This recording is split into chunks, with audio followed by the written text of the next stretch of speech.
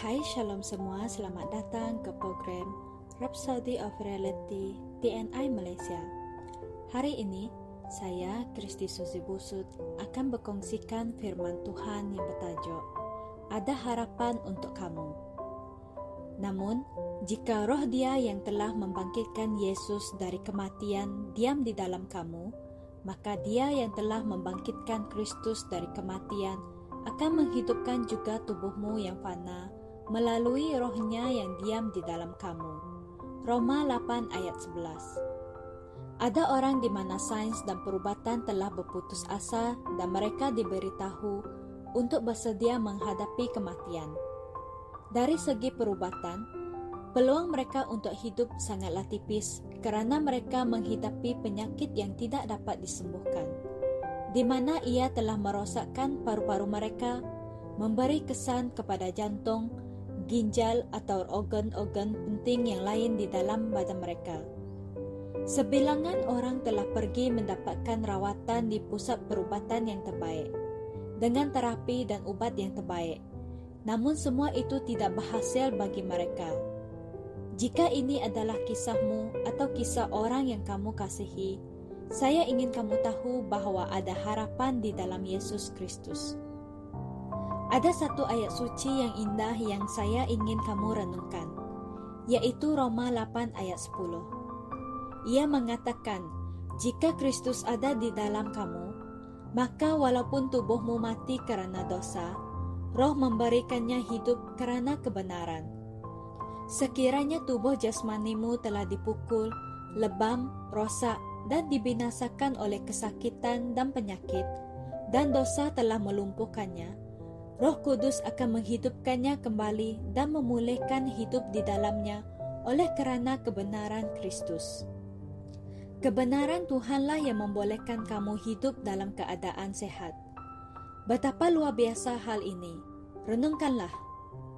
Alkitab mengatakan, sebab Dia yang mengenal dosa, demi kita Dia telah menjadi dosa, supaya kita dapat menjadi kebenaran Allah di dalam Dia. 2 Korintus 5 ayat 21. Kebenaran Kristus itulah yang membuat perbezaan di dalam diri kamu. Hasil dari kebenaran Kristus, kamu diterima di hadapan Allah. Kamu tidak dihukum. Roma 5 ayat 18 mengatakan, sebab itu, sama seperti oleh satu pelanggaran, semua orang beroleh penghukuman.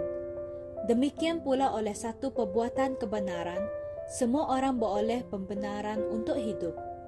Kamu mempunyai hak untuk hidup sehat, kerana Yesus telah membayarnya.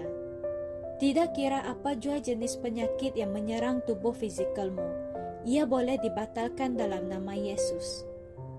Renungkanlah semula apa yang kita telah baca dalam ayat Injil tema kami.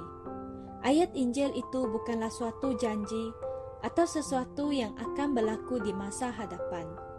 Sekiranya roh Allah yang telah membangkitkan Yesus dari kematian tinggal di dalam kamu, Dia akan menghidupkan tubuhmu. Hendaklah perkara ini menjadi kesedaran kamu mulai dari sekarang. Mari kita bersama membuat pengakuan.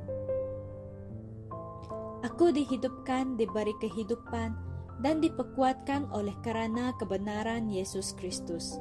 Disebabkan oleh Roh Kudus, aku hidup dengan sehat dan kuat. Kehidupan Tuhan yang ada di dalam diriku memusnahkan kesakitan, penyakit, dan kelemahan. Haleluya. Untuk renungan tambahan, kalian boleh membaca di 2 Korintus 5 ayat 21, Roma 8 ayat 10 hingga 13, dan Kisah Para Rasul 9 ayat 32 hingga 34. Sekian sampai di sini sahaja perkongsian saya pada hari ini. Tuhan memberkati.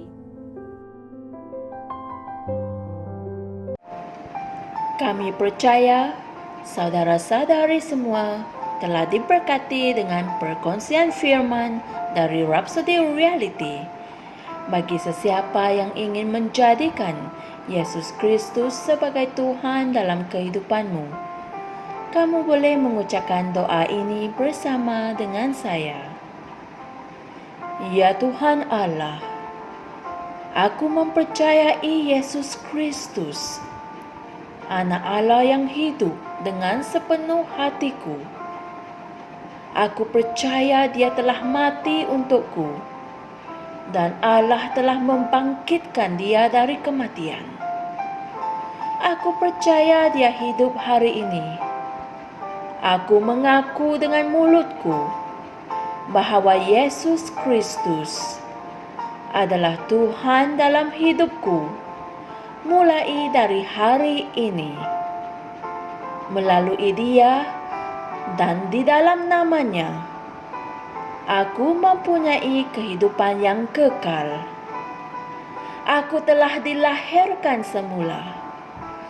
Terima kasih Allah kerana menyelamatkan jiwaku. Aku sekarang adalah anak Allah. Haleluya. Tanya, sekarang kamu telah menjadi anak Allah. Untuk apa-apa sebarang pertanyaan atau untuk mendapatkan lebih banyak maklumat mengenai bagaimana untuk bertumbuh sebagai seorang Kristian, Anda semua boleh hantar mesej di akaun Facebook kami atau email kami di tni.msia@gmail.com. Sekali lagi, tni.msia@gmail.com. Tuhan berkati Anda semua.